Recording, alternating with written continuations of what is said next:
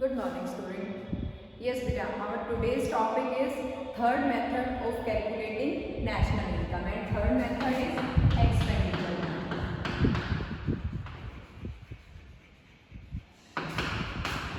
आज हम expenditure method के बारे में डिस्कशन करेंगे। हमने नेशनल इनकम के 3 मेथड्स के बारे में डिस्कस किया है। सबसे पहला मेथड क्या था आपका? Value added method. और जो वैल्यू एडिड मेथड है उस मेथड का दूसरा नाम क्या है? आउटपुट मेथड कहते हैं, या फिर हम उसको प्रोडक्ट मेथड भी कहते हैं। Second method is income method, and income method is also known as factor payment method and distribution method. Now comes to the third one. Third method is expenditure method. Expenditure method is also known as disposition method or income disposable method.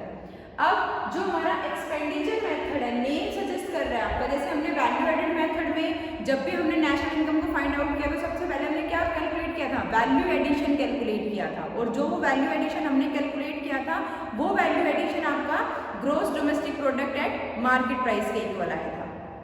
Second income method. Income method में हमने किसको base बनाया था? हमने factor income को base बनाया था। हमने फैक्टर्स के लिए जो भी पेमेंट होती है in the form of wages, rent, interest and profit, उसको हमने बेस माना था। और उस फैक्टर इनकम से हमने पहले डोमेस्टिक इनकम को कैलकुलेट किया था। और डोमेस्टिक इनकम किसके इक्वल थी? Net domestic product at factor cost के इक्वल थी। आफ्टर दैट हमने उनको कन्वर्ट किया था इनटू द नेशनल इनकम और into the net national product at factor cost NNP-FC में। अब जो आज का टॉपिक है हमारा थर्ड मेथड एक्सपेंडिचर मेथड। नाम सजेस्ट कर रहा है एक्सपेंडिचर मेथड। एक्सपेंडिचर मेथड में हम क्या करेंगे? हम इकोनॉमी में होने वाले एक्सपेंडिचर के बेस पे बताएंगे कि जो नेशनल इनकम है वो कितनी होगी।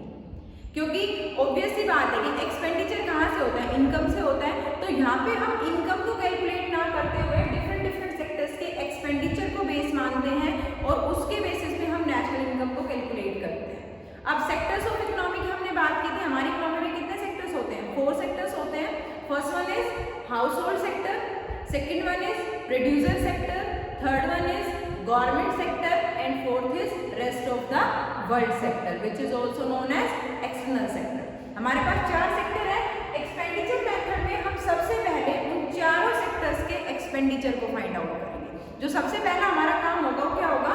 हम चारों सेक्टर्स के एक्सपेंडिचर को देखेंगे कि एक्सपेंडिचर हमारे किस किस सेक्टर ने कितना कितना expenditure during an accounting year किया। और जो एक्सपेंडिचर हम यहाँ से फाइंड आउट करेंगे वो ही एक्सपेंडिचर हमारी हेल्प करेगा आगे नेशनल इनकम को कैलकुलेट करने के लिए, और वही एक्सपेंडिचर हमारे इसके कंपोनेंट्स में आएगा। क्लियर? अब अगर हम एक्सपेंडिचर मेथड के कंपोनेंट्स की बात करते हैं तो सबसे पहला कंपोनेंट जो एक्सपेंडिचर मेथड का हमारा होता है वो कौन सा होता है? Consumption expenditure by the house hold. क्योंकि सबसे पहला सेक्टर कौन सा था? हमारा हाउस होल्ड सेक्टर था। तो सबसे पहले हम कौन सा खर्चा लेंगे? जो हाउस होल्ड का खर्चा है, जो प्राइवेट हमारे इंडिविजुअल्स है, प्राइवेट जो हमारे हाउस होल्ड है उनका खर्चा है। तो सबसे पहला जो इसका कंपोनेंट होगा क्या होगा? Private final consumption expenditure. Clear है? प्राइवेट फाइनल कंजप्शन एक्सपेंडिचर ये हमारा सबसे पहला इसका कंपोनेंट होगा। इसमें ये जो प्राइवेट फाइनल कंजप्शन एक्सपेंडिचर है ये कौन सा एक्सपेंडिचर है? ये वो खर्चा है जो ड्यूरिंग एन अकाउंटिंग ईयर हमारे हाउस होल्ड सेक्टर ने किया है। 4 सेक्टर में सबसे पहला सेक्टर हमारा हाउस होल्ड सेक्टर था। तो हाउस होल्ड सेक्टर ने ड्यूरिंग एन अकाउंटिंग ईयर जो भी खर्चा किया वो होगा हमारा private final consumption expenditure. In the short हम इसको किससे डिनोट करते हैं? कैपिटल सी से। Clear? Second one is government sector की बात कर लेते हैं। गवर्नमेंट का भी खर्चा होगा। गवर्नमेंट भी तो कंजप्शन करते हैं गुड्स एंड सर्विसेज का। गवर्नमेंट आप देखते हो कि हर एक प्रोड्यूसर सेक्टर ने जो भी गुड्स एंड सर्विसेज बनाए हैं वो सबका कंजप्शन करते हैं। तो सेकेंड वन है government final consumption expenditure. This is your second component of expenditure, government final consumption expenditure. और ये हमारा कौन सा एक्सपेंडिचर है? वो एक्सपेंडिचर जो during an accounting year government ने इनकम किया है, गवर्नमेंट ने जो खर्चा किया है। और इसको हम किससे शो करते हैं? कैपिटल जी से। किससे डिनोट करते हैं? कैपिटल जी से। अब थर्ड वन पे आते हैं। हमारे 2 सेक्टर यहाँ पे कंप्लीट हो चुके हैं। हमने हाउस होल्ड का खर्चा ले लिया और हमने गवर्नमेंट का खर्चा ले लिया। Third one is your producer sector. और प्रोड्यूसर सेक्टर का जो खर्चा होता है, प्रोड्यूसर जो भी खर्चा करते हैं उसको क्या नाम देते हैं? इन्वेस्टमेंट एक्सपेंडिचर का नाम देते हैं। क्लियर है? किसका नाम देते हैं? इन्वेस्टमेंट एक्सपेंडिचर का नाम लेते हैं। तो यहाँ पे हम क्या करेंगे, यहाँ पे हम उसके लिए टर्म यूज करेंगे, हम जो इन्वेस्टमेंट एक्सपेंडिचर लेंगे वो ग्रॉस फॉर्म में लेंगे। ग्रॉस फॉर्म का मतलब क्या होता है कि उसमें हम न्यू परचेजिंग भी लेंगे। ग्रॉस और नेट में मैंने डिफरेंस बताया था कि ग्रॉस और नेट में किसका डिफरेंस होता है? डेप्रिसिएशन का डिफरेंस होता है। जो ग्रॉस इन्वेस्टमेंट होता है, ग्रॉस इन्वेस्टमेंट मतलब कि उसमें हम न्यू इन्वेस्टमेंट को भी इंक्लूड करते हैं as well as replacement cost जो हमारा होता है, पुरानी पे जो भी हमने खर्चा किया है वो भी हम इसमें इंक्लूड करके चलते हैं। बट नेट कॉन्सेप्ट क्या होता है कि नेट में हम सीधा सिंपल क्या करते हैं कि उसमें सिर्फ हम न्यू परचेजिंग को लेते हैं, जो भी new assets during an accounting year हमने ली है हम सिर्फ उसी को इंक्लूड करते हैं। क्लियर है? तो प्रोड्यूसर सेक्टर का जो खर्चा होता है उसको क्या नाम देते हैं? Gross domestic fixed capital formation. Gross domestic capital formation. Clear है? Gross domestic capital formation means investment expenditure by the producer sector. और इसको हम किससे डिनोट करते हैं? आई से। किससे डिनोट करते हैं? I say. Investment expenditure by the producer sector. Clear है? Then comes to the next one. Next कौन सा सेक्टर बच गया? फोर्थ सेक्टर हमारा बच गया। और fourth sector is rest of the world sector. और rest of the world sector यानी कि एक्सटर्नल सेक्टर, अदर कंट्रीज की हम बात कर रहे हैं। और अदर कंट्रीज के साथ हम क्या करते हैं? एक्सपोर्ट करते हैं और इंपोर्ट करते हैं। कुछ सामान हम उनको बेचते भी है, जब हम उनको एक्सपोर्ट करेंगे तो वहां से हमें रिसिप्ट होंगी, हमें मनी रिसीव होगी। और अगर हम इंपोर्ट करते हैं तो वहां पे हमें पेमेंट भी करना होगा। तो यहाँ पे जब हम उसको लेंगे तो यहाँ पे हम उनका बैलेंस लेंगे कि कितना हमने एक्सपोर्ट किया और कितना हमने इंपोर्ट किया। तो यहाँ पे हमें क्या करना है? यहाँ पे हमें उसका बैलेंस लेना है। तो फोर्थ जो हमारे इसका कंपोनेंट होगा वो क्या होगा? Net export. नेट एक्सपोर्ट मतलब रेस्ट ऑफ द वर्ल्ड का बैलेंस आ गया। और नेट एक्सपोर्ट हम कैसे फाइंड आउट करते हैं? एक्सपोर्ट एक्स, जो एक्स है वो एक्सपोर्ट को शो करता है, माइनस इंपोर्ट। एम मैं यूज कर रही हूँ इंपोर्ट के लिए। तो जो हमारा नेट एक्सपोर्ट किसके लिए होगा? X minus M, export minus import के इक्वल होगा। क्लियर है? अब ये जो चार कंपोनेंट है ये हमारे चारों सेक्टर्स को शो कर रहे हैं। First one is private final consumption expenditure. It means expenditure incurred by the household sector during an accounting year. Second one is government final consumption expenditure. Government sector ने during an accounting year जो भी expenditure किया है वो हमारा हम जी से denote करते हैं। Third one is gross domestic capital formation. Capital formation के बारे में मैंने आपको बताया था। कैपिटल फॉर्मेशन क्या होता है? इन्वेस्टमेंट होता है। इन्वेस्टमेंट को जब हमने पढ़ा था तब मैंने आपको बताया था कि investment is the process of capital formation. इसका मतलब कि जो ये कैपिटल फॉर्मेशन मैंने यहाँ यूज किया किसको दिखा रहा है? इन्वेस्टमेंट को दिखा रहा है by the producer sector during an accounting year. And fourth one is net export. Net export means difference between export and import, X minus M. यहाँ पे एक्स किसके लिए है? एक्सपोर्ट के लिए है और एम किसके लिए है? इंपोर्ट के लिए। क्लियर है? नेक्स्ट थिंग कि ये तो थे हमारे एक्सपेंडिचर मेथड के कंपोनेंट्स। जब हम इन सारे कंपोनेंट्स को ऐड करते हैं, private final consumption expenditure plus government final consumption expenditure plus gross domestic capital formation plus net export, तो इनका जो सम टोटल होता है वो किसके इक्वल आता है? Gross domestic product at market price के इक्वल आता है। किसके इक्वल आता है? Gross domestic product at market price के इक्वल आता है। ठीक है? GDP stand for gross domestic product at market price. Clear? अब जैसे ही हमारे पास यहाँ से जीडीपी हमें मिल जाएगा, मैंने हमेशा से मैं आपको बता रही हूँ जब भी हमने नेशनल इनकम को स्टार्ट किया है कि एक एग्रीगेट अगर हमारे पास अवेलेबल है, एक एग्रीगेट अगर हमें कहीं से भी मिल जाता है तो इजीली हम उसका कन्वर्जन कर सकते हैं दूसरे वाले। लाइक यहाँ से हमने जब इन चारों को ऐड किया तो हमें क्या मिल गया? GDP at market price. GDP at market price मिल गया। हमें कैलकुलेट करना है नेशनल इनकम को। National income is equal to NNP FC. So we can easily convert GDP at market price into NNP FC. First difference is net and gross. और net और gross में किसका डिफरेंस होता है? Depreciation का। हमारे पास gross है, ग्रॉस का मतलब हमारे पास डेप्रिसिएशन है, बट नेशनल इनकम में हमें डेप्रिसिएशन नहीं चाहिए। तो अगर हम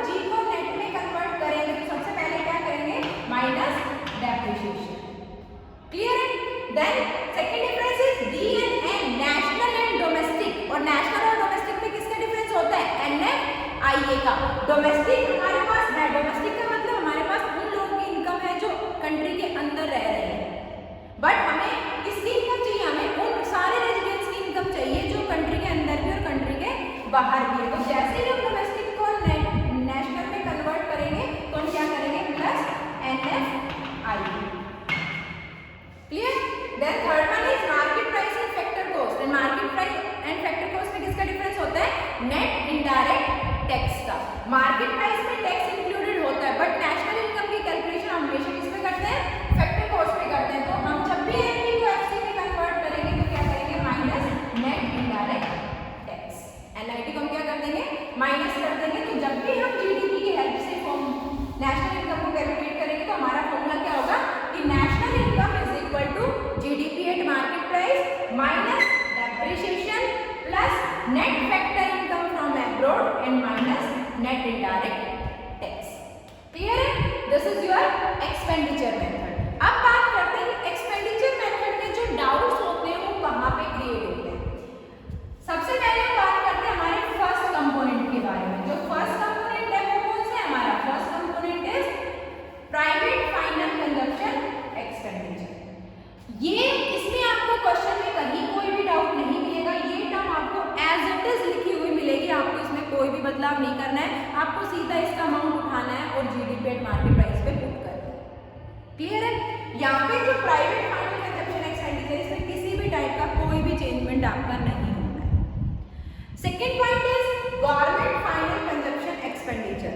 गवर्नमेंट फाइनल कंजप्शन एक्सपेंडिचर जो है वो भी आपका सेम रहेगा, इसमें भी आपका कोई भी डाउट नहीं है। ये भी टर्म आपको एज इट इज वहां पे लिखी हुई मिलेगी, और अगर नहीं लिखी हुई मिलेगी इसका मतलब वो क्या, आपको जीरो है। आपको इस चीज के बारे में बिल्कुल नहीं सोचना है कि ये था तो सही फॉर्मूले में बट ये कहीं है नहीं, तो ये भी आपको क्या मिलेगा, एज इट इज लिखा हुआ मिलेगा। तो आपको सीधा का सीधा उसको पुट कर देना है, नहीं है तो इसका मतलब वो जीरो है, आपको लीव कर देना है। थर्ड वन आते हैं gross domestic capital formation. Doubt यहाँ पे हमारा राइज होगा। मैंने अभी तुम्हें बताया कि कैपिटल फॉर्मेशन का मतलब क्या होता है, इन्वेस्टमेंट। क्योंकि जब इन्वेस्टमेंट का कॉन्सेप्ट पढ़ा था तो आप लोगों को याद होगा इन्वेस्टमेंट क्या होता है, investment is the process of capital formation. Capital formation को ही हम क्या कहते हैं, इन्वेस्टमेंट कहते हैं। क्लियर? और इन्वेस्टमेंट के हमने टू टाइप्स पढ़े थे। इन्वेस्टमेंट कितने टाइप्स का होता है, टू टाइप्स का होता है। First one is your fixed investment and second one is your inventory investment. Two types का इन्वेस्टमेंट होता है, first one is your fixed investment and second one is your inventory investment. Fixed investment क्या होता है, investment on fixed assets during an accounting year. मैंने आपको बताया था जब हमने इन्वेस्टमेंट का टॉपिक डिस्कस किया था, फिक्स्ड इन्वेस्टमेंट का मतलब क्या होता है, investment during an accounting year on fixed assets. ऐसी एसेट्स के ऊपर खर्चा करना, ऐसी एसेट्स को बाय करना जो लॉन्ग ड्यूरेशन के लिए बिजनेस में रहेगी, उसको हम फिक्स्ड इन्वेस्टमेंट कहते हैं। इन्वेंटरी इन्वेस्ट का मतलब change in stock during an accounting year. During an accounting year stock में जो भी चेंजमेंट आता है, स्टॉक किसी भी फॉर्म में हो सकता है, रॉ मटेरियल की फॉर्म में हो सकता है, सेमी फिनिश्ड की फॉर्म में हो सकता है, या फिर फिनिश स्टॉक की फॉर्म में हो सकता है। तो ड्यूरिंग एन अकाउंटिंग ईयर जो भी चेंजमेंट इन्वेंटरी में आता है उसको हम क्या कहते हैं, इन्वेंटरी इन्वेस्टमेंट कहते हैं। And how to calculate inventory investment, closing stock minus opening stock. हमें क्या करना है, हमें क्लोजिंग स्टॉक देखना है, stock at 31st of March. 31st of March को कितना स्टॉक था, उसमें से हमें क्या माइनस करना है, जो स्टॉक हमारे पास 1 अप्रैल को था। क्योंकि ओपनिंग स्टॉक किसको कहते हैं, वो स्टॉक जो हमारा अकाउंटिंग ईयर स्टार्टिंग में हमारे पास होता है, 1 अप्रैल को हमारे पास होता है। और क्लोजिंग स्टॉक जो अकाउंटिंग ईयर क्लोजिंग के टाइम पे होता है, 31st ऑफ मार्च को होता है। तो हमें इन्वेंटरी इन्वेस्टमेंट कैसे फाइंड आउट करना है, closing stock minus opening stock, और इसको हम क्या नाम देते हैं, चेंज इन स्टॉक का नाम देते हैं। क्लियर है? तो अब हम बात करेंगे इसके डाउट के बारे में। Gross domestic capital formation, so we can say that gross domestic investment, हमें टोटल इन्वेस्टमेंट को लेना है, और इन्वेस्टमेंट हम किस फॉर्म में लेंगे, ग्रॉस की फॉर्म में लेंगे। हमें नेट इन्वेस्टमेंट को नहीं लेना है, हमें हर इन्वेस्टमेंट को लेना है, हर उस खर्चे को लेना है जो प्रोड्यूसर ने ड्यूरिंग एन अकाउंटिंग ईयर किए हैं। अब इन्वेस्टमेंट की अगर हम बात करें तो इट मींस हमें दोनों इन्वेस्टमेंट को लेना है। जब हम fixed investment plus inventory investment करते हैं तो हमारा वो दोनों मिलके ही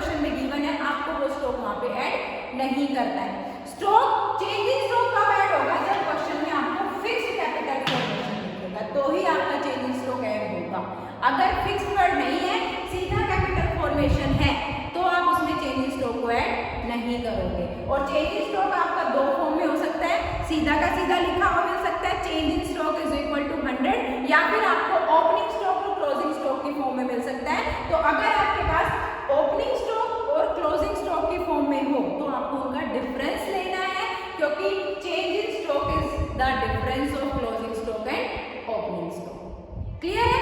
ये आपका सबसे पहला डाउट था जो स्टेटमेंट में आपका निकल के आता है कि अगर फिक्स्ड वर्ड यूज हो रहा है तो चेंज इन स्टॉक को लेना है, और अगर फिक्स्ड वर्ड यूज नहीं हो रहा है, सीधा कैपिटल फॉर्मेशन आपको गिवन है वहां पे, तो उस कंडीशन में भले ही क्वेश्चन में चेंज इन स्टॉक दिया हुआ हो, आप चेंज इन स्टॉक को नहीं लोगे। Clear? Second thing is gross amount आपको लेना है। यहाँ पे ग्रॉस अमाउंट आप लोगे, आपके पास स्टेटमेंट क्या आ सकती है कि आपके पास ग्रॉस की जगह पे यहाँ पे नेट वर्ड यूज हो सकता है। ठीक है, ग्रॉस की जगह पे अगर नेट वर्ड यूज हो जाए तो आपको क्या करना है, लाइक हमारे पास लिखा हुआ आ जाए नेट डोमेस्टिक कैपिटल फॉर्मेशन। अब देखो हमें क्या चाहिए, ग्रॉस डोमेस्टिक कैपिटल फॉर्मेशन चाहिए, बट हमारे पास क्या है, नेट डोमेस्टिक कैपिटल फॉर्मेशन चाहिए। फिक्स्ड वर्ड तो है, इसका मतलब पूरा इन्वेस्टमेंट है हमारे पास, तो अगर यहाँ पे फिक्स्ड वर्ड नहीं है तो भले ही क्वेश्चन में स्टॉक के बारे में कुछ दिखाया गया हो, आप स्टॉक को नहीं लोगे।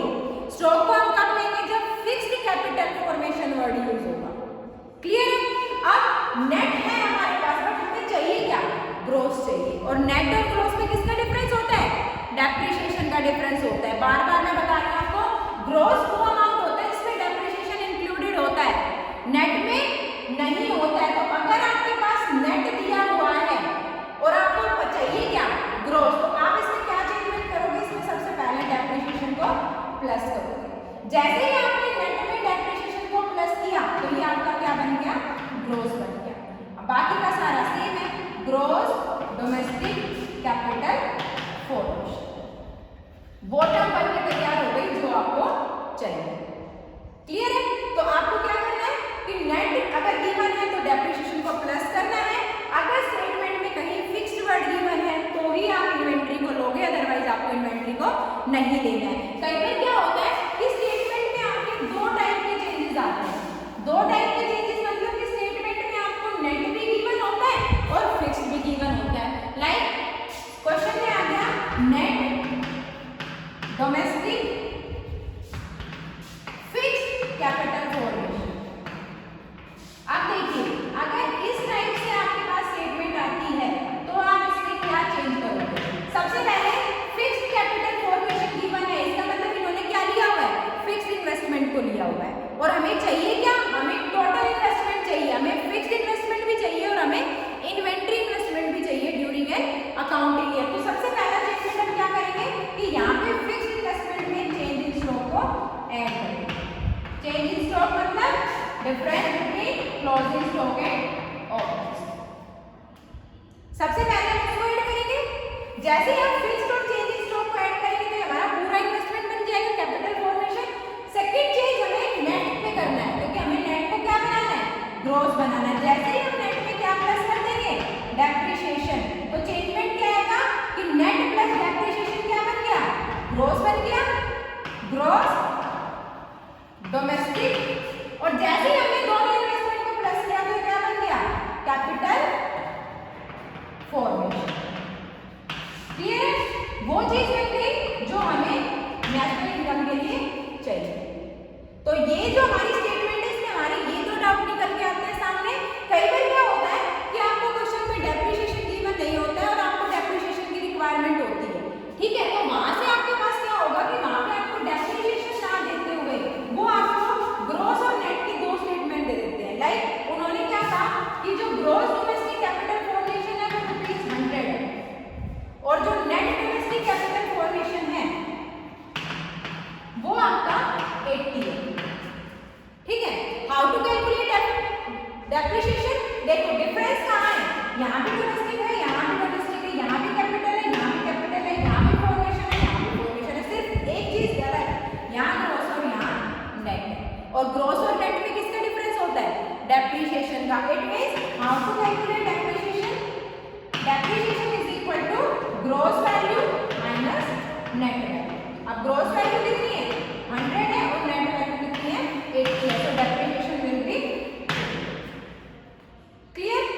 तो सेकंड हमारे इसके जो कैपिटल फॉर्मेशन के टॉपिक थे उसमें हमारे ये 3 डाउट आते हैं। ठीक, now comes to the fourth one. जो दूसरा हमारा डाउट आता है वो कहाँ पे आता है? फोर्थ एग्रीगेट पे। और फोर्थ एग्रीगेट हमारा इसका कौन सा होता है? Fourth component net export. जो नेट एक्सपोर्ट है उसमें आपको सिर्फ ये देखना है कि या तो आपको सीधा लिखा हुआ मिलेगा नेट एक्सपोर्ट, जो भी अमाउंट आप एज इट इज पुट करोगे, या फिर आपको किस फॉर्म में मिलेगा? एक्सपोर्ट और इंपोर्ट की फॉर्म में। तो उस कंडीशन में आपको क्या करना है? एक्सपोर्ट में से इंपोर्ट को माइनस कर देना है। क्लियर? अब हम सबसे पहले मैंने आपको बताया कि जब भी हम इस मेथड में इन चारों कंपोनेंट को ऐड करते हैं तो यहाँ से हमें क्या रिसीव होता है? Gross domestic product at market price. So how to calculate GDP at market price? GDP at market price is equal to private final consumption expenditure noted by capital C. Second one is government final consumption expenditure G plus investment expenditure by producer and plus x minus m net export. जब हम इन चारों components को add करेंगे तो हमें क्या मिल जाएगा? GDP at market price. और इस जीडीपी एट मार्केट प्राइस को आप किसी भी एग्रीगेट में कन्वर्ट कर सकते हो। लाइक क्वेश्चन में बोला है calculate domestic income. Domestic income का मतलब कि वो फैक्टर इनकम जो डोमेस्टिक टेरिटरी के अंदर की है। और domestic income is equal to NDP at factor cost. किसके इक्वल होती है? NDP at factor cost by using NDP at market price. Differences देखिए नेट एंड ग्रॉस, तो माइनस डेप्रिसिएशन, दोनों में डेप्रिसिएशन का डिफरेंस होता है। इसमें डेप्रिसिएशन है, हमें नहीं चाहिए। यहाँ भी डोमेस्टिक है, यहाँ भी डोमेस्टिक है, कोई चेंज नहीं आएगा। यहाँ मार्केट प्राइस है, हमें चाहिए factor cost minus net indirect tax. तो हमारा ये क्या बन गया? फॉर्मूला बन गया to calculate domestic income by using expenditure method. Clear? ये था आपका एक्सपेंडिचर मेथड। अब बात करते हैं कि एक्सपेंडिचर मेथड में हमें किन किन प्रिकॉशंस को ध्यान में रखना है, कौन कौन से सावधानियां लेनी है। सबसे पहले कि हम ऐसे किसी भी एक्सपेंडिचर को यहाँ पे नहीं लेंगे जो सेकंड हैंड फॉर्म में होगा। सेकंड हैंड गुड्स की यहाँ पे क्या होती है? यहाँ पे कैलकुलेशन सिर्फ हम एक ही ईयर करते हैं, उस ईयर करते हैं जब प्रोडक्ट का गुड्स एंड सर्विसेज का प्रोडक्शन होता है। उसके बाद अगर हम दोबारा से अगले साल उसकी फिर कैलकुलेशन करेंगे तो प्रॉब्लम ऑफ डबल काउंटिंग को राइज करता है। तो यहाँ पे सिर्फ हम एक ही बार में उसकी कैलकुलेशन करेंगे और वो उस ईयर में करेंगे जिस ईयर को हमारा प्रोड्यूस होता है, जिस ईयर को बन के प्रिपेयर होता है। सेकेंड टाइम अगर कोई भी ट्रांजेक्शन होती है गुड्स की तो उसको हम इंक्लूड नहीं करेंगे। बट सेकेंड हैंड गुड्स पे जो भी कमीशन कोई भी डीलर वगैरह लेता है, कोई भी ब्रोकर वगैरह लेता है, तो उस चीज को हम यहाँ पे ऐड करेंगे क्योंकि डीलर की जो पेमेंट है, डीलर की जो इनकम है वो इसी ईयर के काम की है। उसने इसी ईयर काम किया है, इसी ईयर उसने अपनी सर्विस रेंडर की है, आपने बीच में डीलिंग की है, तो उस इनकम को हम इसमें इंक्लूड करेंगे। बाकी जो मेन अमाउंट होगा सेकंड हैंड गुड का उसको हम इसमें इंक्लूड नहीं करेंगे। क्लियर? नेक्स्ट थिंग मैंने आपको बताया किसी भी टाइप के विंडफॉल गेन, विंडफॉल लॉस यहाँ पे नहीं होगा। इलीगल एक्टिविटीज पे क्या हुआ? कोई भी एक्सपेंडिचर हम यहाँ पे नहीं लेंगे। यहाँ पे हमारी जो भी फेयर एक्टिविटीज होगी, जो भी लीगल एक्टिविटीज होगी, सिर्फ हम उसी के खर्चे को इसमें इंक्लूड करेंगे। Clear? This is all over about your expenditure method. Now comes to the numerical question. How to do numerical question according to this method? Expenditure method में हम numerical question किस टाइप से करेंगे? क्लियर है? हम यहाँ पे इसकी मैं इसकी शॉर्ट फॉर्म आपके पास सामने यूज करूंगी। सबसे पहले हमें क्या दिया हुआ है? Private final consumption expenditure. Private final consumption expenditure मैंने क्या यूज किया? PFCE, private final consumption expenditure में it is equal to ₹1000। Clear? Second one is government final consumption expenditure and it is ₹200। Clear? Then third one is net domestic fixed capital formation. Fixed capital formation it is equal to ₹70। then fourth one is export and export stand for capital X which is equal to ₹50। then import is capital M, this is ₹40। then sixth one is depreciation depreciation is equals to rupees 20 and next one is 7th one is depreciation हमारे पास हो गया. second one is change in stock. Change in stock means difference between closing stock and opening stock during an accounting year. It is -10. Then next one is 8th one is NFIA. NFIA means net factor income from abroad is equal to rupees 10. And at last 9th one is indirect tax. Indirect tax is rupees 30 and subsidies is equals to rupees 20. Clear? This is the question.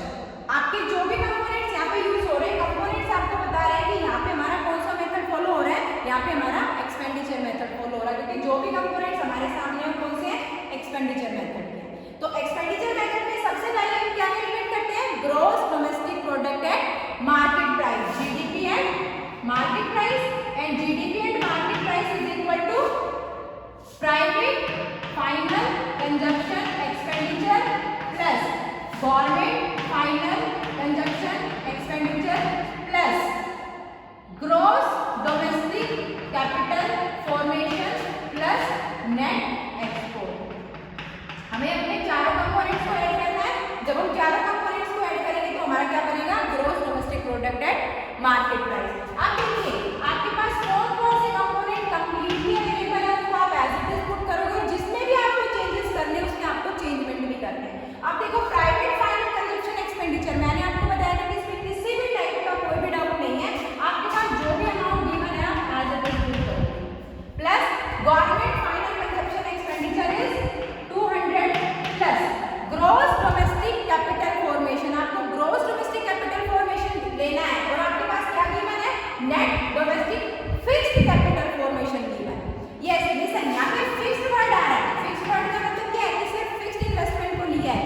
आपको अभी यहाँ पे change in stock को भी लेना है. तो जब आप चेंज इन स्टॉक करोगे तो आप क्या करोगे, इसमें प्लस चेंज इन स्टॉक करोगे. जैसे ही चेंज इन स्टॉक आप प्लस करोगे तो आपका कंप्लीट इन्वेस्टमेंट बन जाएगा. तो सबसे पहला चेंज क्या होगा इसके लिए, 70 plus change in stock during an accounting year and change in stock is -10. Clear है?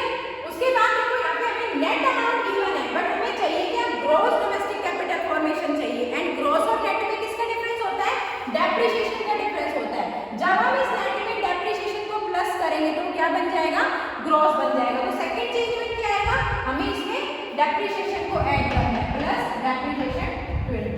तो जैसे ही हमने ये दो चेंजेस किए, हमने डेप्रिसिएशन को प्लस कर दिया और हमने चेंज इन स्टॉक को प्लस कर दिया. तो जब हमने ये दो चेंजेस किए तो हमारी कंप्लीट टर्म क्या बन गई, gross domestic capital formation. Next come to the last one is net export. Net export हमें नहीं गिवन है, हमें एक्सपोर्ट और इंपोर्ट के फॉर्म में गिवन है. तो नेट एक्सपोर्ट किसके इक्वल होता है, x माइनस m के इक्वल, एक्सपोर्ट माइनस इंपोर्ट. तो एक्सपोर्ट 50 है, इंपोर्ट 40 है. So net export is 10. Difference between these two. Clear? अब हम यहाँ से अपना जीडीपी एट मार्केट प्राइस करेंगे. हमारे जो भी चेंजेस हमने करने थे हम कर चुके हैं. 1000 प्लस 200 1200 प्लस, अब यहाँ पे देखो 20 प्लस करने हैं और 10 माइनस करना है तो 80 बचेंगे हमारे. तो 1280 प्लस 10 1290. जो जीडीपी एट मार्केट प्राइस में कितना आ गया, ₹1290. बट हमें यहाँ पे कैलकुलेशन क्या करना है, नेशनल इनकम कैलकुलेट करनी है. और national income is equal to net national product at factor cost by using GDP at market price. हमें जीडीपी एट मार्केट प्राइस को कन्वर्ट करना है नेशनल इनकम में. So first difference is convert gross into net, so minus depreciation. Second one is domestic convert into national plus NFIA. And third one is market price convert into FC and NIT, net indirect tax. Clear? So national income NFPFC is equal to 1290 minus depreciation and amount of depreciation